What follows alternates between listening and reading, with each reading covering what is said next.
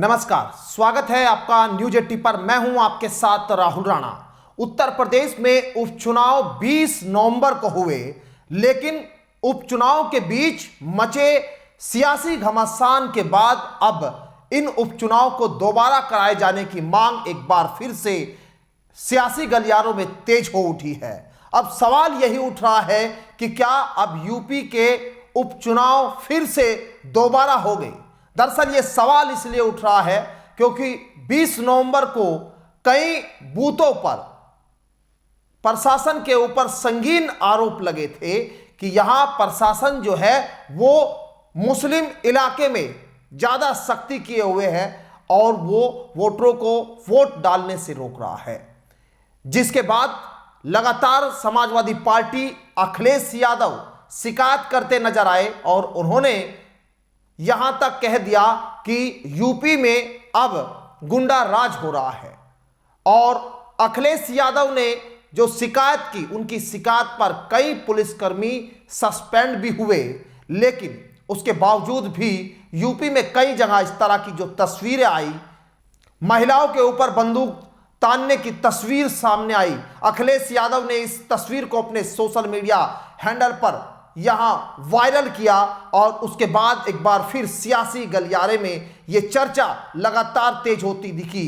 तमाम विपक्षी पार्टियों के प्रत्याशी जो है वो सरकार पर, प्रशासन पर, चुनाव आयोग पर सवाल खड़े करते हुए नजर आए। लेकिन आज सुबह राम गोपाल यादव, अखिलेश यादव के चाचा ने जो ट्वीट किया, उसके बाद यह चर्चा होने लगी कि उत्तर प्रदेश में जो अराजकता हुई है, जो गुंडागर्दी की जो तस्वीर सामने आई, उसके बाद यहां उपचुनाव दोबारा होगा। आज सबसे पहले प्रोफेसर राम गोपाल यादव ने सोशल मीडिया एक्स पर जो पोस्ट किया वो आपके सामने दिखाता हूं, उसके बाद आगे की चर्चा करेंगे और समझेंगे कि आखिर उपचुनाव जो है क्या दोबारा होने चाहिए। कल उत्तर प्रदेश में जो संपन्न हुए उपचुनाव समाजवादी पार्टी और संबंधित क्षेत्रों के जिला अधिकारियों और पुलिस अधिकारियों के बीच थे, न कि सपा और बीजेपी के बीच। जिस तरह का नंगा नाच कल पुलिस ने उपचुनाव में खासकर मीरापुर, कुंदरकी, सीसामऊ और कटहरी में किया, वह लोकतंत्र के लिए खतरे की घंटी है।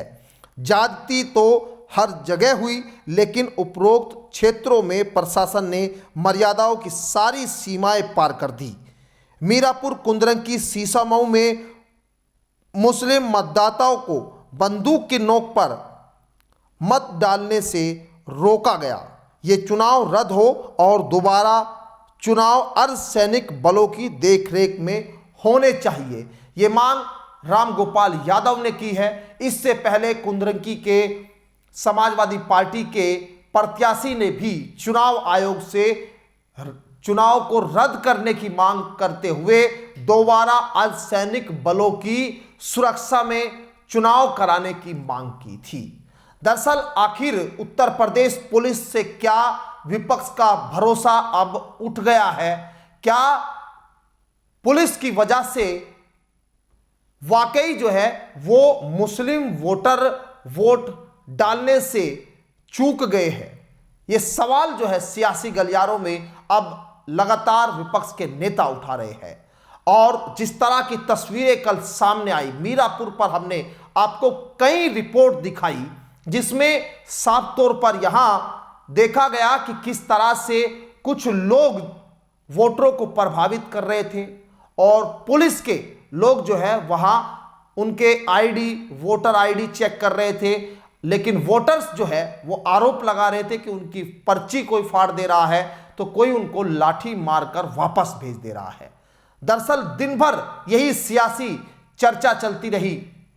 वोटर्स के आरोप के ऊपर जो है अखिलेश यादव ने अपने सोशल मीडिया हैंडल पर शिकायतें की और सीधे चुनाव आयोग को भी इसमें चिट्ठी लिखी। लेकिन जो है क्या अब उपचुनाव हो गए?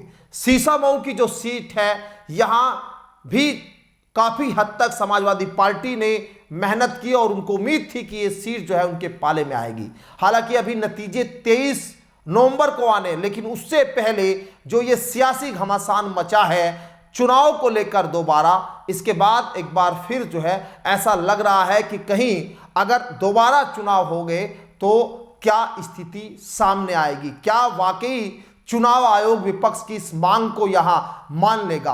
हालांकि अभी जब चुनाव की तारीखों का ऐलान हो गया था, उसके बाद सरकार के सहयोगी जयंत चौधरी ने चुनाव आयोग से तारीख बदलने को लेकर यहां मांग की थी। उनकी उस चिट्ठी का असर भी दिखा, सरकार की तरफ से भी चुनाव आयोग से तारीख बदलने की बात कही गई और गंगा स्नान की वजह से चुनाव को आगे भेजा गया।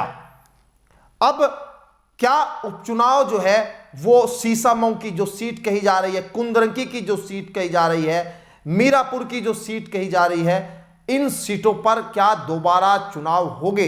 क्या विपक्ष की मांग भी इसी तरह से चुनाव आयोग मानेगा? ये अपने आप में बड़े सवाल है, क्योंकि शिवपाल यादव से लेकर विपक्ष के कई नेता ये आरोप लगाते दिखे कि यहां पर उपचुनाव में चुनाव सरकार के साथ नहीं, चुनाव में सीधे तौर पर वोटों की लूट हुई है। इसीलिए कहा जा रहा है कि यहां जो मतदान एक व्यक्ति का अपना मताधिकार है, क्या वो मताधिकार भी अब उसके पास नहीं रहा? विपक्ष लगातार इस बात को कह रहा है, लेकिन सबसे बड़ा सवाल यही उठता है कि उपचुनाव विपक्ष की इस मांग पर चुनाव आयोग क्या करेगा? क्योंकि इससे पहले भी कई बार ऐसा होता रहा है कि जहां किसी बूथ पर कोई गड़बड़ी की सूचना मिलती है या फिर बूथ कैप्चरिंग की सूचना मिलती रही, वहां दोबारा उन बूथों पर चुनाव हुए हैं। लेकिन अब जिस तरह का सियासी माहौल बना हुआ है, उसके बाद चुनाव आयोग के ऊपर जो है पूरा दामोदर टिका है कि चुनाव आयोग जो है विपक्ष की इस मांग को कितनी गंभीरता से लेता है, या फिर सिर्फ जो है ये मांग बयानबाजी में ही बनकर रह जाएगी, या चुनाव आयोग जो है इसको कोई सीरियसली तौर पर नहीं लेगा। लेकिन अभी जिस तरह से चर्चाएं हैं और ये कह रहे हैं विपक्ष के लोग, तो सरकार की तरफ से भी ये कहा जा रहा है कि वोटर तो उनके भी प्रभावित हुए हैं। मीरापुर सीट पर जिस तरह से कल बीजेपी और रालोद की प्रत्याशी मिथिलेश पाल का भी एक बयान आया था, जिसमें उन्होंने कहा था कि हमारे वोटर्स भी प्रभावित हुए हैं।